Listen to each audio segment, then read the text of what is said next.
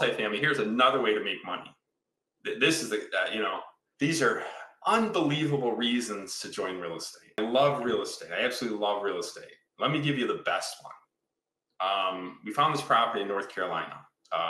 The guy was putting a roof on it. I said, hey, you want to sell? He goes, yeah. I go, give me a number. He gives me the number, 16 units. And we bought it for $850,000, around $58,000 a door. Right. And he was charging $600 a door. Do you know what the 1% rule is? The 1% rule is just basically for the people in there, the people that don't know. If you have rents that are $600 and you're buying the units for $60,000 a door, that's 1% per month of the actual cost of the property. That's to do better in their business, but I also have to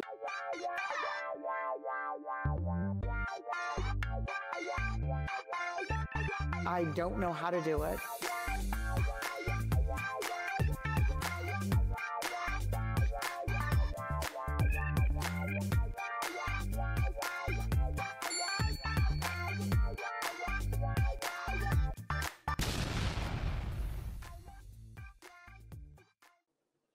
So you made, say, your third of that. You said 120,000. Yep. Okay. So you made, basically, you got $40,000 of income tax-free that you made. Yes. Yes. So instead of having to pay Uncle Sam on $40,000 worth of taxes, you got that because of the cost segregation. And that's just for that one property. Imagine you have multiple, and I'm sure you guys do. Now you can add on top of that. That is how I'm not political, and I'm not saying I'm political, but that is exactly how Donald Trump didn't pay any taxes. So right there. So it's I understand it now, and I don't want to say I don't pay taxes, but so you're self-employed, right? I still have my day job at the moment, but okay. My business is self-employed, correct? Okay. So self-employed people have to put away their taxes. Yeah. I put away my taxes for last year, a huge amount. Huge amount. I got 90% of it back because of 2 cost segregations that we did. Wow. That right there, that's awesome. And that's why people should be getting into real estate, not only for the cash flow, but also for the depreciation as well. I actually had a friend of mine come to me about a rental property that he had, and he was really worried because it was a brand new build. He got a really good rate on it when rates were really low. And then all of a sudden he gets hit with this huge tax bill because, tax got reassessed at, I think it was like a year and a half or 2 years later. And interest rates were up now and so on and so forth. And he's like, is this worth it to even keep? So I'm like, well, let's run the numbers. So I went through my little deal calculator. And by the way, if you need a deal calculator, I do have one on my website. If you put on the coupon code newsletter, you get it for free. So with that being said, we ran through the numbers. I looked at it and I said, okay, based on this, you're losing $100 a month. Okay. I said, you're losing $100 a month based on this right here, right now. Now, they're like, oh, should you go sell this right now? He's thinking, yes. Oh my God, I can't be losing $100 a month. I said, I want you to hold on for a minute. I said, how much did you buy the property for? He's like, 440,000. Like, he gave me the number. And so I did the math. I said, for every year, you can write off almost 15 grand worth of taxes. Is that worth $100 a month? Yeah. Okay, that's one. Okay, that's one. That's one property. Right? Yeah, that's one aspect of that property. Yes.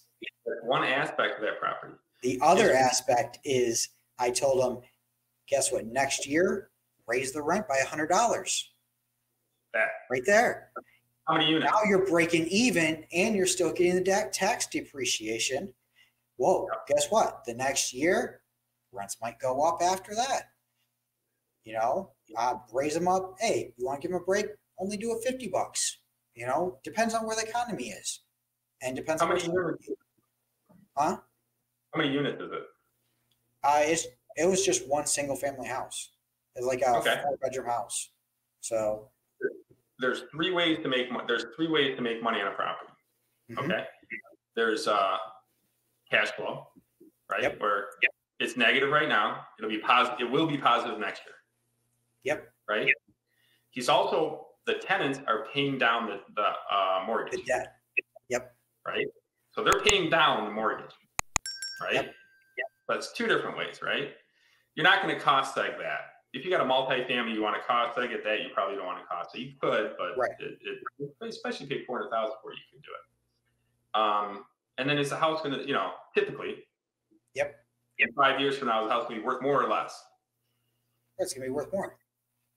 So there's three ways to make money. Now, if you're in a multifamily, there's 4 ways to make money. There's actually 5 ways to make money. Mm-hmm. You can, on top of the 3 ways of standard SFAR, single family residence, on top of that, you can do a cost seg. You generally want to do a cost seg if it's over, $600,000 is typically a good number, because the cost seg study is around $3,000. And I have a perfect guy. That's a funny story. I was looking around for a cost seg guy. And one of my brokers out in Michigan goes, "Yeah, I got this guy Terry Judd." And I looked at him and I go, "Terry Judd, huh? I went to high school with a knucklehead named Terry Judd." And he goes, "I don't know, call him up." I called him up and I'm like, "Did you go to Henry Ford II?" He goes, "Yeah."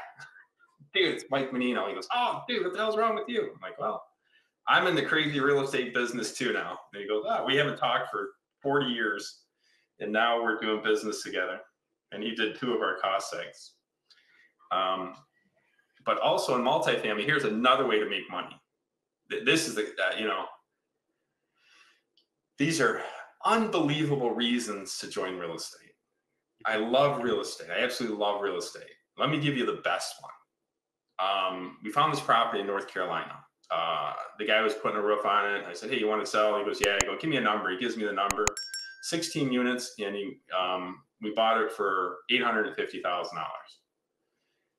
Yeah, so good deal, around $58,000 a door, right? And he was charging $600 a door. Okay.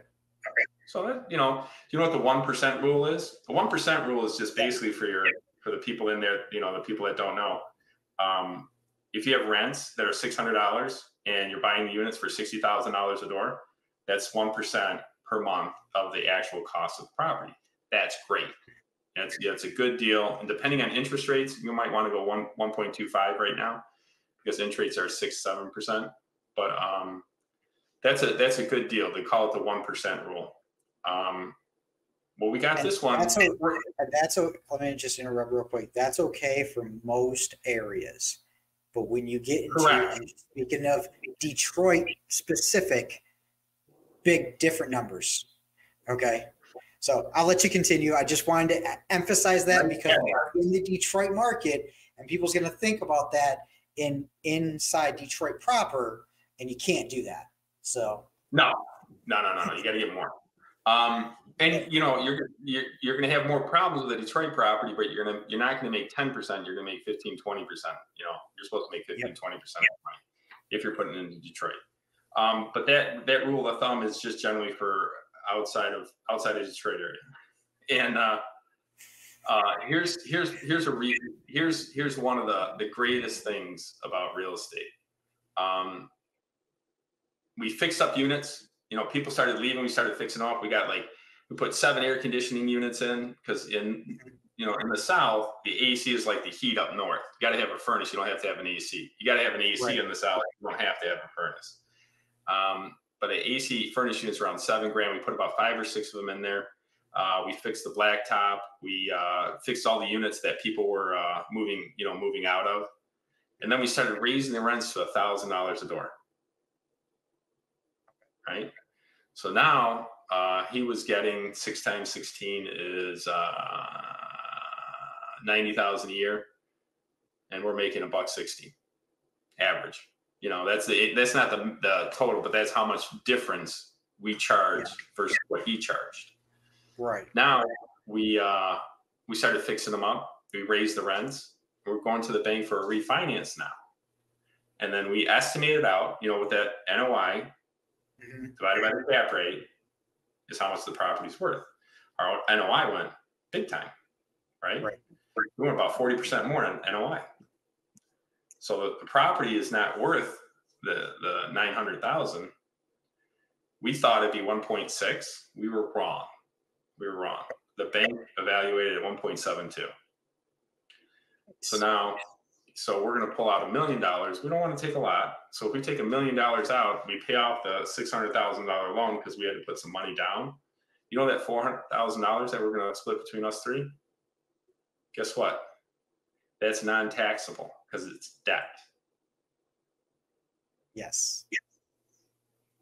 So another reason why I love real estate. 100%. Now, so we're going to make a big chunk of change and not pay taxes on it. That is awesome. Now, one thing you said is the cap rate. How are you figuring out the cap rate for that area? Is it just based on what other apartment buildings are selling for? So yes, great question. A cap rate is generally determined by the sales of properties in the area. How you find that number is I have a Crexi account, and Crexi account I can put in to the area and then find the demographics of the area, and then I can find out what the cap rates are selling for in that area. And then I can look what sold and then what the cap rates were for that particular sale. And so you average it out for, the size unit, the small 30 units, to the 100 units. Right. So it all depends on, the comps for that area, what they're selling for and their cap rates. But an easy way is there's always brokers in multifamily. There's the Marcus and Millichap, there's CBRE, there's all these brokers for multifamily, and you can always call them up and say, hey, I'm in your area, I'm looking for the property. What's an average cap rate around there? Okay. And then if you go to a mortgage, the mortgage company will know what the cap rate is, because there's a software called CoStar, and they have access to CoStar that really gives a real defined cap rate for the area. Okay. Yeah, so somebody told me before that how they figure out the cap rate, at least the current cap rate, would be what the current cash flow is, or not cash flow, sorry, what the current profits are, basically the return on investment, the ROI. So cash on cash return, I guess you can call it. So you take your net, whatever they're getting after expenses and everything, and then you divide it by, say, the total purchase price that they're asking for, Right. Or you go backwards if you're trying to find the cap rate, so on and so forth. Right. If you got the cap rate and you're trying to figure out the purchase price through the cap rate. So a neat way, you just add it up on a calculator, but it's just basically if you're getting, if you're making $10,000, 10,000 NOI. So the NOI I was talking about, the net operating income. So the past all expenses except mortgage. Okay. Yep. Not including the mortgage. Let's say it's $10,000 and your cap rate is 10%. You got to buy the place for $100,000. Okay. You see what I'm saying? You times that by 10, and that's your cap rate. Now, if it's 7, if it's cap rate 7, you got to get it for 70. Okay. So, and like I've had some multifamily people come to me and they're like, this is a 6 cap rate, and I go, but mortgages are at 7 and 8%. I'm going to lose money as soon as I mortgage that property. Okay, great, perfect. So, I'd love to explain that for your 100%, because I'm interested myself. So, okay, that is what we call in the industry a negative interest rate. So you'd be paying your cap rate wouldn't make your cap rate's 4, 5, 6%, and you're going to be paying 6.5%, 7% for the mortgage, right? Mm-hmm. So it's a loss, right? That's inverted. So that's the interest rate is not above the cap rate. Or the interest rate is not below the cap rate. I said that wrong. So that's generally a sign of a recession. Okay. So in our industry, last year, people were throwing money at apartment complexes in ways you can't imagine. I mean, just we were putting a bid in, and they go, "Hey, how'd the bid go?" And they're like, "Oh, we got well over, and they're going hard on their money." I'm like, "Going hard on their money?" He goes, "Yeah." I go, "Are you serious?" He's like, "Yeah, going hard on your money." Now, let's talk about a $1 million asset, right? Yeah. Let's say it's $1 million asset. Before you go on, I just want to, anybody who's watching, if you have any questions throughout this entire process, go ahead and put them in the chat and we'll answer them as we go. So I at least want to let you guys know that. Put them in the chat. We'll answer them as we go.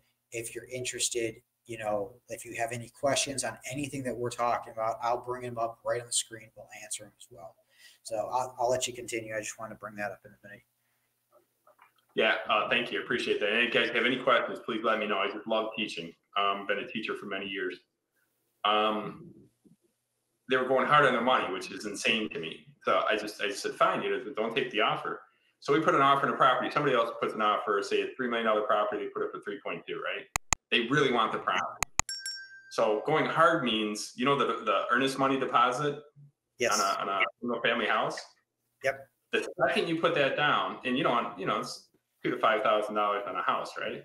Yep. An apartment complex is generally $50,000. Okay. Right. They're putting the money down and saying, if we don't buy that property, you keep the $50,000. That's how crazy it was going last year. So people were buying and selling, and I was looking at the numbers, and I know they were going to lose money. Yeah. I knew they were going to lose money. I just felt bad for them. I'm like, sorry you bought it for that, because I was stretching to get my offer in. Yeah. We're getting out and hard money. And then now this year, there's been a 70% decrease in transactions from last year. I'm sorry, from last year was, now we're in 2024. Last year was a 70% decrease from 2022. Because of people that are smart know that you're going to pay more. You're going to be paying a month. Yeah. Every month you got to pay money. And your friend was paying $100. On a multifamily, you're paying $1,000. Mm-hmm. Right?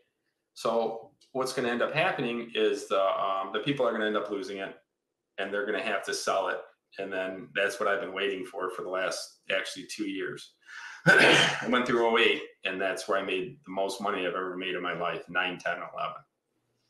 Wow. I bought real estate for the depreciated rate that they actually were at the time. So that's coming again, and I am just so excited about it. I'm trying to get all my family and friends, anybody that wants to invest on this adventure, because I can tell that it's going to be relatively soon. It's going to be really, really nicer and easier to buy a multifamily, and you can make more money. And the one thing I do want to tell that everybody that's out there, the government does give you certain tax advantage to be a real estate investor.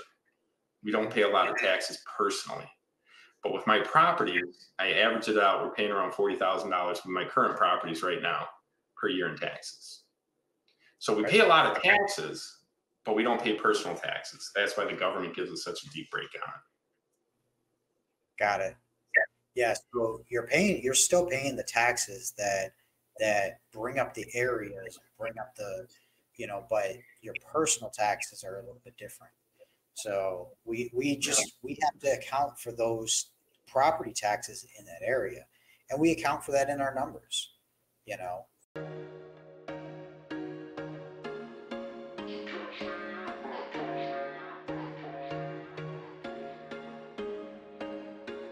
There was once a day that I would pray for you. I'd go and misbehave just so you'd notice too. Sneaking looks up and down from across the room. And damn, what a hell of a view.